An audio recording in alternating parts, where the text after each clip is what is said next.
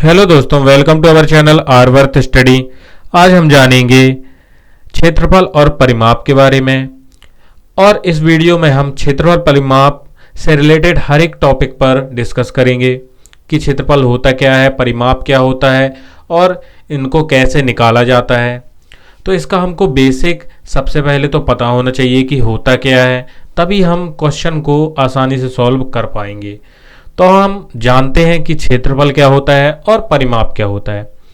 अब हमने एक डायग्राम बनाया है, ये एक बॉक्स बनाया है, तो इसके जरिए हम समझ लेते हैं। अब हमको जब क्षेत्रफल और परिमाप निकालना होगा किसी भी क्वेश्चन में, तो वो जो आयत में दिया होगा कोई भी डायग्राम या फिर कोई भी स्थान आयत में दिया होगा या फिर वर्ग में या फिर त्रिभुज में, इस प्रकार से दिया होगा, तो उनका हमको क्या क्षेत्रफल परिमाप ये सब निकालना होता है। तो क्षेत्रफल और परिमाप होता क्या है ये हमको पता होना चाहिए। तो देखिए, जो ये मान लेते हैं हम, एक क्या है आयत है, मान लेते हैं ए बी, क्या दिया है, ए है ये बी है, ये सी और डी है ना। ये हो गया ए बी, हो गया क्या लंबाई, और बी सी हो गई क्या चौड़ाई। ऐसे ही प्रकार से हो गया, ठीक है। अब मान लेते इसका हमको क्या निकालना है, क्षेत्रफल निकालना है। तो क्षेत्रफल कैसे निकालेंगे, तो देखिए क्षेत्रफल निकालने के लिए क्या होता है, इसके अंदर का निकाला जाता है क्षेत्रफल। मतलब यहां से जितना भी इसके अंदर ये खाली है, ये पूरा जब भर देंगे तो ये जो है क्या कहला जाएगा, अंदर का पूरा ये क्षेत्रफल कहला जाएगा, है ना। ये जो है अंदर जितना भी खाली है वो पूरा इसका क्षेत्रफल कहलाएगा, है ना।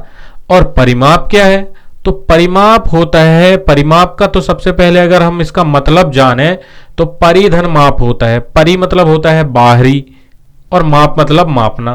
तो बाहरी क्या है, जैसे इसका ये साइड है ना, इसकी भुजा है, ये ए बी, फिर ये बी सी है ना, इन सभी को जोड़ना है, फिर सी डी और फिर ये पूरा चारों साइड की ये भुजाओं को हम जोड़ देंगे तो मतलब आ जाएगा हमारा परिमाप। और अंदर के जितना भी खालीपन है इन सभी को हम बोलेंगे क्षेत्रफल, है ना। इस तरीके से हमको क्या है परिमाप और क्षेत्रफल निकालना है ना। तो निकालने के लिए तो हमको फॉर्मूला दिए हैं, लेकिन इनका पता होना चाहिए कि परिमाप क्या कहलाता है, क्षेत्रफल क्या कहलाता है ना। तो क्षेत्रफल क्या कहलाता है हमने बता दिया कि अंदर की जो ये खाली स्थान है ये पूरा अगर हम भर देंगे तो ये क्षेत्रफल कहलाएगा। मतलब ये अंदर का पूरा जो होता है वो क्षेत्रफल कहलाता है। और परिमाप जो होता है ये बाहरी भुजाओं को जो मिलाकर बनती है, मतलब जैसे ए बी ये पूरा, फिर बी सी, फिर सी डी, फिर डी ए, ये सभी को हम जोड़ देंगे तो हमको परिमाप मिल जाएगा। ठीक है, क्लियर। अब हम आगे बढ़ते हैं ना।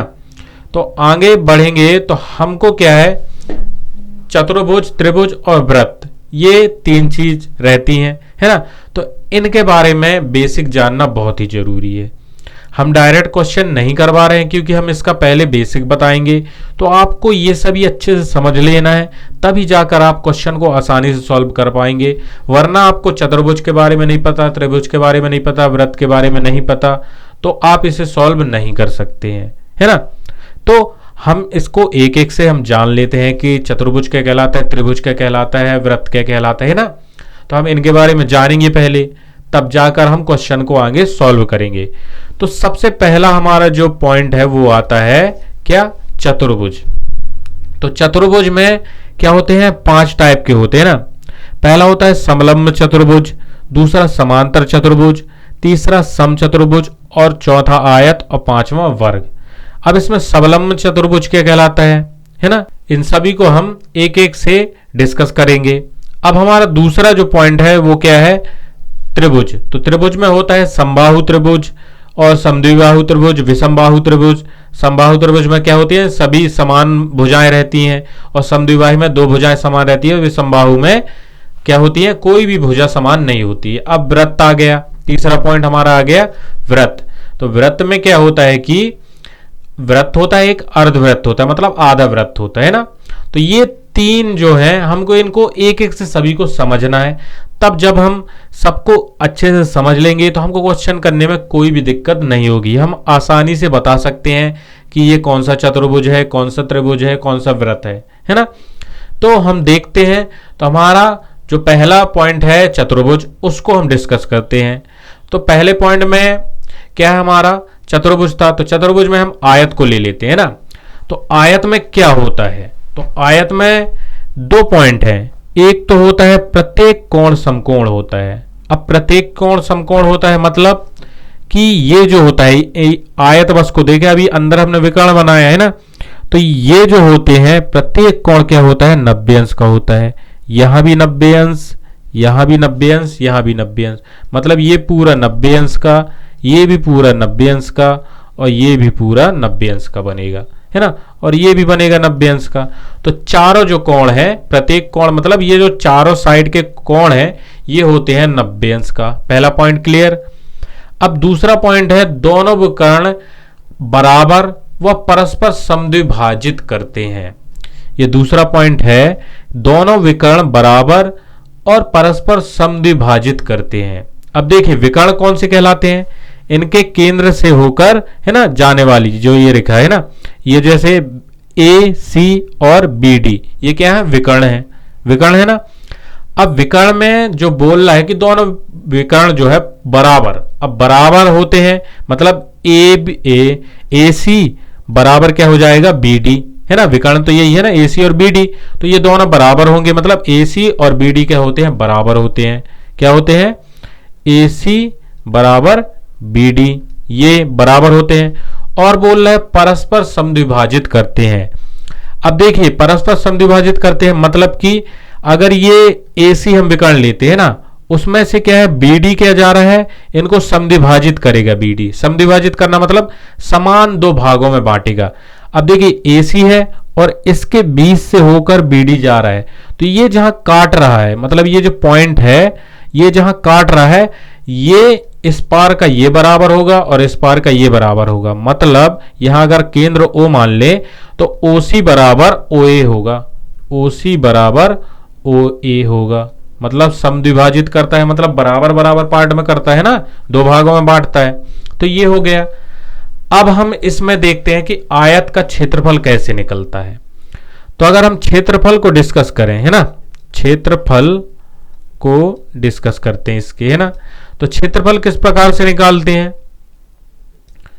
तो इसके लिए क्या होता है, तो आयत का जो क्षेत्रफल है वो होता है लंबाई गुणित चौड़ाई। क्या होता है, लंबाई गुणित चौड़ाई, ये होता है आयत का क्षेत्रफल।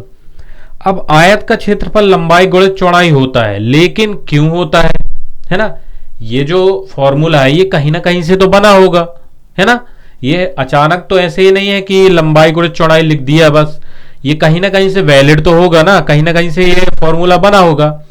तो अगर हम इसमें देखें तो हमको दो क्या मिल रहे हैं त्रिभुज। ये आयत को अच्छे से देखें तो इनके विकर्ण देखिए, ये बी डी सी, ये क्या मिल रहा है हमको, एक त्रिभुज मिल रहा है ये वाला, ये और ये और ये, है ना, बी डी सी ये मिल रहा है त्रिभुज, और एक मिल रहा है बी डी ए या फिर ए बी डी, कुछ भी लिख सकते हैं ना। तो ये दो क्या मिल रहे हैं हमको, त्रिभुज मिल रहे हैं, है ना, इस आयत के अंदर हमको दो त्रिभुज मिल रहे हैं। तो त्रिभुज का जो फॉर्मूला होता है क्षेत्रफल का वो क्या होता है ना। अब ये दो त्रिभुज से मिलकर एक आयत बना है ना, एक ये वाला और एक ये वाला।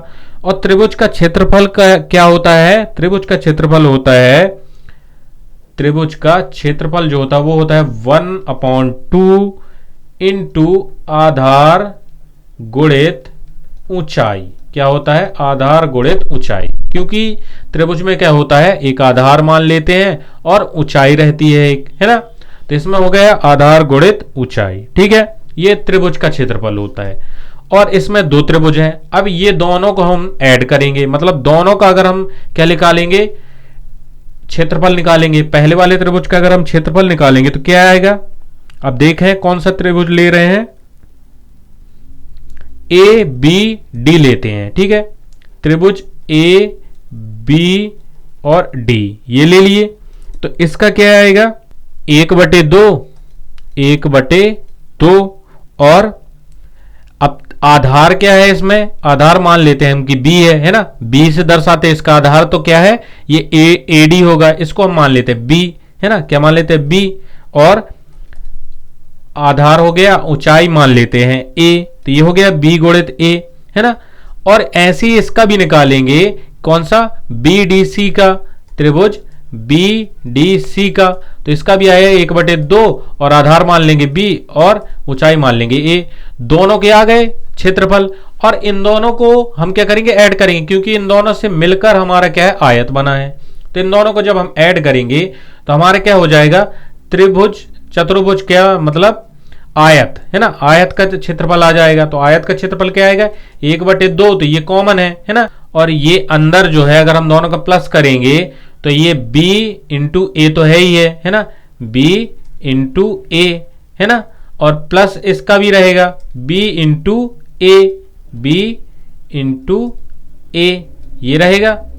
अब हम इसको करेंगे सॉल्व, तो इसको सॉल्व करेंगे तो क्या आएगा हमारे पास, 1/2 तो है ही, और इन दोनों को जोड़ देंगे क्योंकि बी ए दोनों जगह है, तो 2ba हो जाएगा, b इंटू ए ये हो जाएगा 2b इंटू ए, और 2 से 2 ये कैंसिल हो जाएगा, यहाँ गुणित है, तो हमारे पास क्या आ जाएगा, b इंटू ए। अब b है आधार, a है ऊंचाई, और यही क्या है, b को आधार न मान के लंबाई मान लेते हैं, ये लंबाई हो गई और ये क्या हो जाएगी, चौड़ाई हो जाएगी, है ना।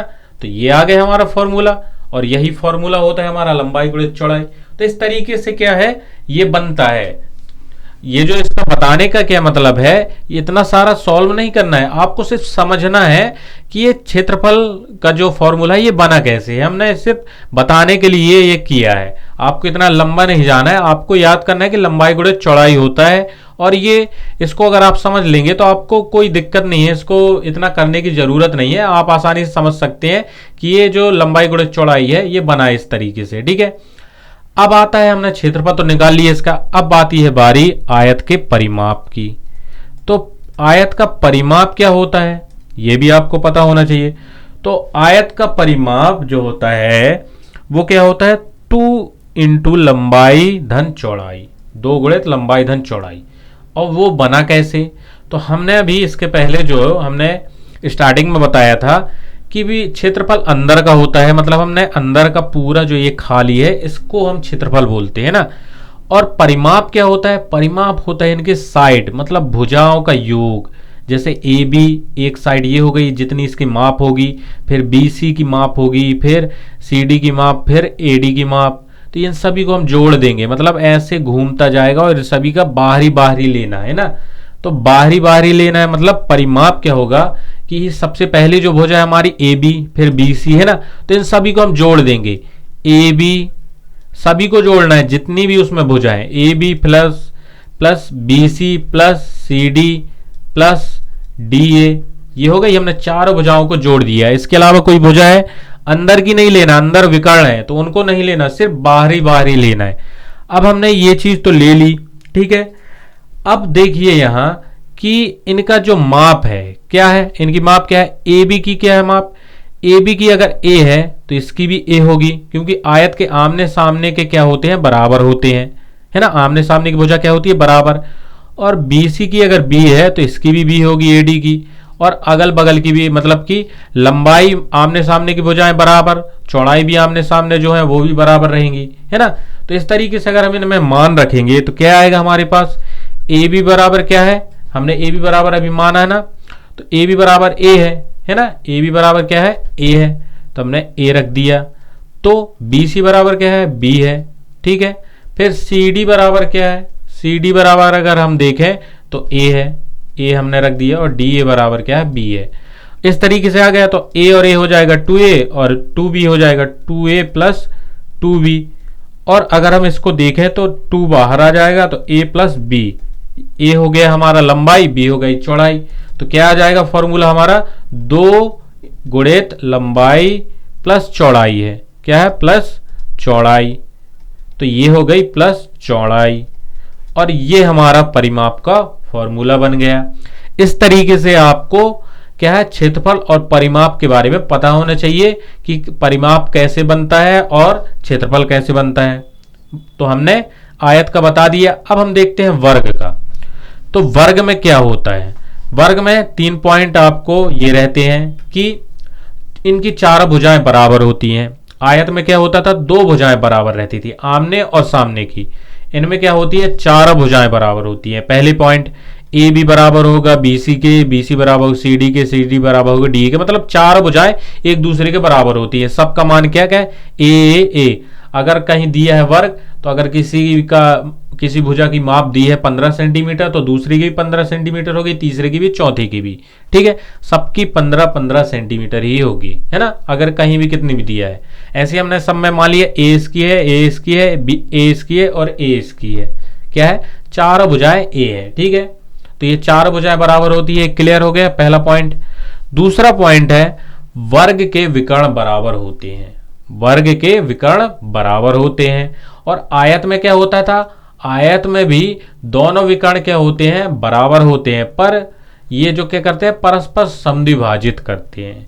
और यहां क्या है, वर्ग के विकर्ण बराबर होते हैं, मतलब AC बराबर होगा BD के। क्या होगा, AC बराबर होगा BD के। ये वर्ग के विकर्ण क्या होंगे, बराबर होंगे, मतलब AC बराबर होगा BD के। AC है ना विकर्ण है इसका, स्क्वायर का। अब तीसरा पॉइंट, ये तो सेकेंड क्लियर हो गया। तीसरा पॉइंट है वर्ग के विकर्ण परस्पर लंबवत होते हैं। अब परस्पर लंबवत होते हैं मतलब सबसे पहले तो लंबवत का मतलब क्या होता है। लंबवत का मतलब अगर कहीं दिया है तो आपको कैसे पता चलेगा कि लंबवत कहलाता क्या है। अगर कहीं डायग्राम में दिया है तो आप कैसे पता लगाएंगे कि वे लंबवत है। तो लंबवत का मतलब होता है कि अगर कोई ये जो जैसे एक भुजा आ रही है ना, ये दूसरी भुजा पर क्या है 90 अंश का कोण बनाती है, मतलब इस साइड भी 90, इस साइड भी 90। तो ये क्या होगा, ये जो है ये भुजा इस भुजा के लंबवत होगा। तो अगर हम उसी चीज को यहां देखें तो देखिए AC एक भुजा है, ठीक है, ये वाली एक भुजा है, विकर्ण है, और ये मान लेते एक रेखा है। ठीक है, AC एक रेखा ही है, और उसमें से ये BD जो जा रही है, ये जा रही है, ऐसे जा रही है, और यहां देखिए जहां मिल रहे हैं यहां 90 अंश का कोण बना रहा है। इस साइड भी 90 का बना रहा है, इस साइड भी 90 का बना रहा है, और ये AC में बना रहा है, तो ये लंबवत कहलाई ना। और इस साइड से भी देखें तो 90 का इस साइड भी बना रहा है, इस साइड, मतलब चारों जो है एक दूसरे के ऊपर क्या है, लंबवत है, क्योंकि 90 अंश का कोण बना रहे हैं, है ना। तो ये क्या है, लंबवत होंगे। विकर्ण जो है आपस में क्या है, परस्पर लंबवत होंगे। क्लियर। अब हम इसमें देख लेते हैं इसका क्या है, परिमाप और क्षेत्रफल कैसे निकालते हैं। तो हम देखें अगर परिमाप के लिए, तो परिमाप कैसे निकालेंगे। हमने आयत में कैसे निकाला था, आयत में क्या किया था, चारों भुजाओं को जोड़ दिया था। अब इसमें भी हम चारों भुजाओं को जोड़ेंगे तो क्या आ जाएगा, चार भुजाएं हैं A plus A plus A plus A, सबका A माना ना, AB plus BC plus CD plus DA, तो सबकी A भुजा है, तो हमने सबको जोड़ दिया, है ना। तो हो जाएगा कितना, 4 बार जोड़ा तो 4A हो जाएगा, और ये हो जाएगा हमारा परिमाप। परिमाप क्या होगा, 4A, और आपको फॉर्मूले में क्या है 4A ही लेना है, मतलब 4 लेंगे, और जो भी भुजा है, भुजा की जो भी वैल्यू दी है 15 सेंटीमीटर, 5 सेंटीमीटर या फिर 10 मीटर, कुछ भी दिया है, एक ही जगह बस जितना भी भुजा दिया है वो लिख देना है, आपका फॉर्मूला में परिमाप की वैल्यू आ जाएगी। ठीक है, अब बढ़ते हैं हम अपने क्षेत्रफल की तरफ, है ना, कि वर्ग का क्षेत्रफल किस प्रकार से निकाला जाता है। तो क्षेत्रफल निकालने के लिए जो होता है वो हमारा आयत का फॉर्मूला क्या था, अभी हमने देखा था, लंबाई गुणित चौड़ाई, है ना, लंबाई गुणित चौड़ाई होती थी। तो इसमें क्या होगी, इसमें तो चारों भुजाएं बराबर रहती है ना, रहती है ना। तो क्षेत्रफल का फॉर्मूला जो होता है वो होता है भुजा गुणित भुजा। क्या होता है, भुजा गुणित भुजा। वर्ग का जो क्षेत्रफल होता है वो होता है भुजा गुणित भुजा। अब यहां भुजा क्या है, भुजा है AB BC CD और DA, और इनकी वैल्यू क्या है AA, सबकी वैल्यू है। तो हम रख दें तो A गुणित A, मतलब A स्क्वायर। आप कुछ भी लिख सकते हैं, भुजा गुणित भुजा, A गुणित A स्क्वायर, ये सब क्या है, क्षेत्रफल है। हम किसी भी तरीके से देखें आएगा तो उतना ही। लेकिन ये जो फॉर्मूला है ये बना कैसे, जैसे हमने त्रिभुज में अभी इसके पहले आयत में देखा था कि क्या थे, इसमें दो त्रिभुज बन रहे थे। कौन कौन से, इसमें भी देखो दो त्रिभुज बन रहे हैं, BDC, और यहां देखो तो ABD, ये बन रहा है, दो त्रिभुज से मिलकर क्या है, एक वर्ग ये भी बनता है। तो अगर हम दोनों त्रिभुज में से देखें तो क्या आएगा, एक सबकी भुजा तो A ही है ना, तो अगर हम एक त्रिभुज का क्षेत्रफल निकालेंगे तो क्या आएगा, 1/2 A गुणित A आएगा, है ना, आएगा ना। प्लस क्या है 1/2, a गुणित a ही आएगा क्योंकि क्या है त्रिभुज क्या है इसका, अगर हम निकाले तो इसकी भी वैल्यू a ही है और इसकी भी वैल्यू a है, मतलब सभी भुजाओं की वैल्यू तो a है, तो ये आएगा इस प्रकार से। और अगर हम देखें तो 1/2 कॉमन निकल जाएगा, a प्लस a है ही, और यहाँ भी क्या है a इंटू ए, सॉरी, और यहाँ भी क्या है a इंटू ए, ये है। तो a स्क्वायर, ये a स्क्वायर हो जाएगा 1/2 और यहाँ हो जाएगा क्या 2a स्क्वायर हो जाएगा, a स्क्वायर और a स्क्वायर दोनों जगह जुड़ जाएंगे तो 2a स्क्वायर होंगे, 2 से 2 कट जाएगा, मतलब a स्क्वायर आ जाएगा। तो यही हमारा क्या है क्षेत्रफल का फॉर्मूला है a स्क्वायर। इस तरीके से हम क्षेत्रफल को भी पता कर लिए कि वर्ग का क्षेत्रफल क्या होता है और ये किस प्रकार से बनता है। ठीक है, क्लियर। अब बढ़ते हैं अगर हम समचतुर्भुज की तरफ, जो हमारा थर्ड पॉइंट है वो है समचतुर्भुज। अब समचतुर्भुज क्या होता है, तो देखिए ये लग तो रहा है कि वर्ग के जैसा है ना, ये वर्ग के जैसे हमको लग रहा है कि वर्ग है ये, लेकिन इसमें थोड़ा सा डिफरेंट रहता है। क्या रहता है कि वर्ग से थोड़ा सा बस डिफरेंट, कि ये क्या है, हम इसके विकर्ण क्या है, विकर्ण जो है एक दूसरे से क्या होते हैं, बराबर नहीं होते हैं, है ना। विकर्ण जो है एक दूसरे के बराबर नहीं होते हैं, ये एक दूसरे के क्या होते हैं, ओनली समद्विभाजित करते हैं लेकिन बराबर नहीं होते हैं। और वर्ग में क्या होता है, जो विकर्ण होते हैं वो एक दूसरे के बराबर होते हैं। मतलब ये अगर इसको हम यहां से देखें, ये क्या है, ये है A B C और ये D है, ठीक है। अब मान लेते हैं BD को हम और छोटा कर दें, ये जो विकर्ण गया है BD इसको और छोटा कर सकते हैं, तो ये जो है ये यहां से बन जाएगा, ऐसे बन जाएगा, और ये भी अगर देखें तो यहां से बन जाएगा, तो ये विकर्ण छोटा हो जाएगा और ये बड़ा हो जाएगा, लेकिन इनकी भुजाओं में कोई फर्क नहीं पड़ेगा, है ना, और ना कि इनके विकर्ण के कोणों में फर्क पड़ेगा। ओनली जो फर्क पड़ेगा तो वो होगा इनकी विकर्ण की लंबाई में, है ना, ये छोटा हो जाएगा और ये बड़ा हो जाएगा। तो मतलब कभी भी क्या होते हैं, ये विकर्ण जो होते हैं बराबर नहीं होते हैं समचतुर्भुज में। ठीक है, अब हम इसको देख लेते हैं कि इसके पॉइंट क्या क्या है। तो देखिए सबसे पहला पॉइंट है चारों भुजा बराबर होती हैं। ठीक, चारों भुजाएं बराबर होती हैं, हमने ये बता चुका है। ए बी बराबर होगा बी सी बराबर सी डी बराबर होगा डी ए, मतलब सभी भुजाएं क्या है आपस में बराबर होंगी। ठीक है, ये पहला पॉइंट क्लियर। अब सेकेंड पॉइंट बोल रहा है कि विकर्ण एक दूसरे को समद्विभाजित करते हैं, तो ये भी है। जो विकर्ण है, अगर बी डी जो है ए सी को क्या करेगा, आपस में दो भागों में बांटेगा। मतलब ए यहां मान लेते हैं ओ है, ठीक है, ए ओ बराबर ओ सी आ जाएगा, ए ओ बराबर ओ सी, मतलब दो भागों में बांटेगा।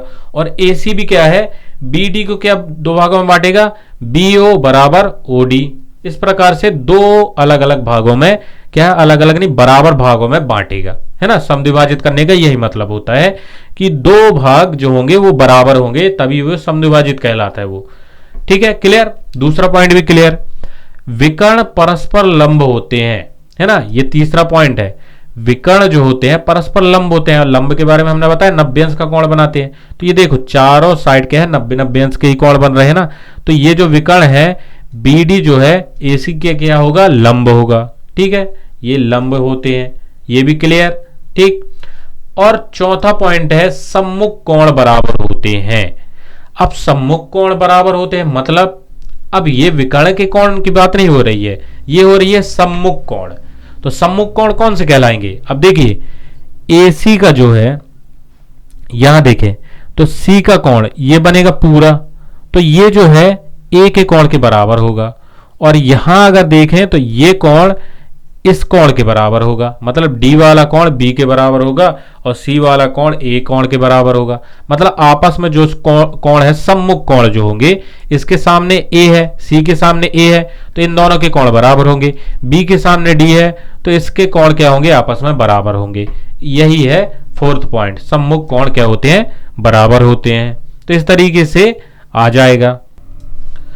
तो हम समचतुर्भुज के परिमाप के बारे में जानते हैं, है ना। तो परिमाप कैसे निकालते हैं समचतुर्भुज का, तो परिमाप तो वही होगा। अब देखिए जितना हमने वर्ग में निकाला था जिस तरीके से परिमाप क्या किया था, चारों भुजाओं का योग है ना। तो यहाँ A B plus B C plus C D, ये इस प्रकार से आएगा ना, ए बी आएगा, फिर बी सी आएगा, फिर सी डी आएगा और फिर डी ए प्लस होगा। मतलब चार भुजाओं का योग करेंगे और सभी भुजाएं क्या है, आपस में बराबर होती हैं वर्ग के जैसे। तो वर्ग के जैसे होंगी तो ए प्लस ऐसे इसमें भी होगा, है ना। तो ये आ जाएगी, परिमाप क्या आ जाएगा, 4a। परिमाप तो सेम रहेगा, ठीक है। अब आते हैं हम क्षेत्रफल की तरफ। तो क्षेत्रफल में थोड़ा सा डिफरेंट है। कैसे? क्षेत्रफल बराबर होता है समचतुर्भुज अगर कहीं दिया है तो उसका क्षेत्रफल बराबर होता है 1/2 विकर्णों का गुणनफल। क्या होता है? 1/2 इंटू विकर्णों का एक गुणनफल, विकर्णों का गुणनफल, ये होता है क्या, क्षेत्रफल बराबर। समचतुर्भुज का क्षेत्रफल बराबर क्या होता है, 1/2 विकर्णों का गुणनफल। अब ये तो क्षेत्रफल का क्या हो गया, फॉर्मूला हो गया, ठीक है। लेकिन ये आया कैसे, ये हमारे पास क्वेश्चन है कि ये आया कैसे। तो हम देखें, हम हर बार क्या करते हैं, क्षेत्रफल के लिए हम दो त्रिभुज लेते हैं। इसके अंदर कौन कौन से त्रिभुज हैं देख लेते हैं।